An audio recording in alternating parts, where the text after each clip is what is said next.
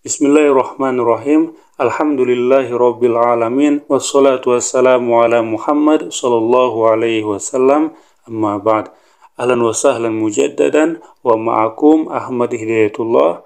Al-yawm nahnu sanabhas an an-na'ti hina yakunu jumlatan.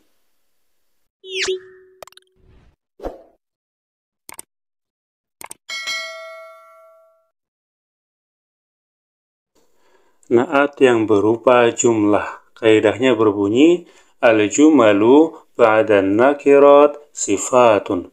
Jumlah yang jatuh setelah isim nakirah itu kedudukannya sebagai na'at atau sifat.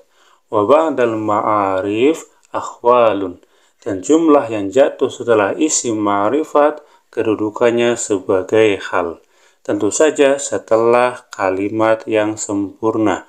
Karena hal dan sifat itu adalah keterangan tambahan. Contohnya, hadza amalun nafi'un. Ini adalah amal yang bermanfaat. Hadza sebagai mubtada, amalun sebagai khobar, nafi' sebagai na'at dari amal. Nafi' ini berkedudukan sebagai na'at, ia bentuknya na'at mufrad.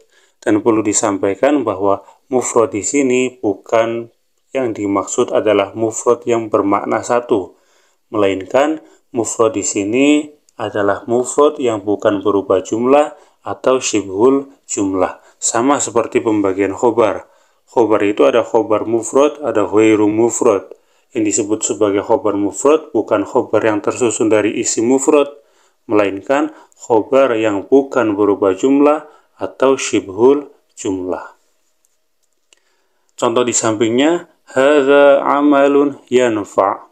Ini amal yang bermanfaat. Kata yanfa' ini bentuknya adalah fi'lun mudhari.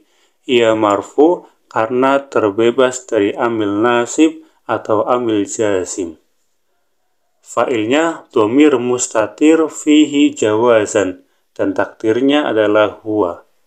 Dan jumlah fi'liyah yang tersusun dari fi'il yanfa' dan fa'ilnya huwa itu jatuh setelah isim nakirah.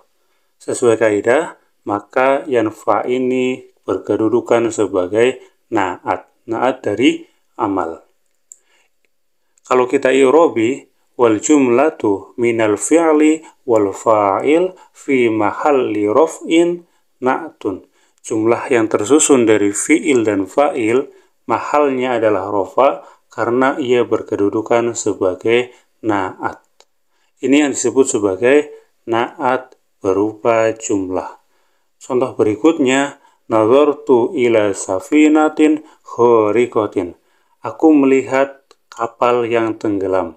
Kata khariqah ini sebagai na'at dari safinah. Ia majrur karena safinahnya juga majrur oleh ila. Contoh di sampingnya, nazartu ila safinatin tahraq. Aku melihat kapal yang tenggelam. Tahraq ini bentuknya fi'il mudhari, marfu karena terbebas dari ambil nasib dan jazim, dan fa'ilnya adalah dhamir mustatir fihi jawazan, takdirnya adalah hiya, karena safinah itu mu'annas. Sesuai kaidah, ia jatuh setelah isim nakirah, maka berkedudukan sebagai na'at. Kalau di i'robi, wal jumlatu minal fi'li wal fa'il fi mahalli jarrin na'tun. Ia mahalnya jar ya, karena man'utnya itu beri'rob jar atau majrur. Kalau kita ubah safinahnya menjadi ma'rifat, nazartu ilas safinati tahraq. Maka tahraq ini berkedudukan sebagai hal karena jatuh setelah isim ma'rifat. Sesuai dengan syarat hal ya,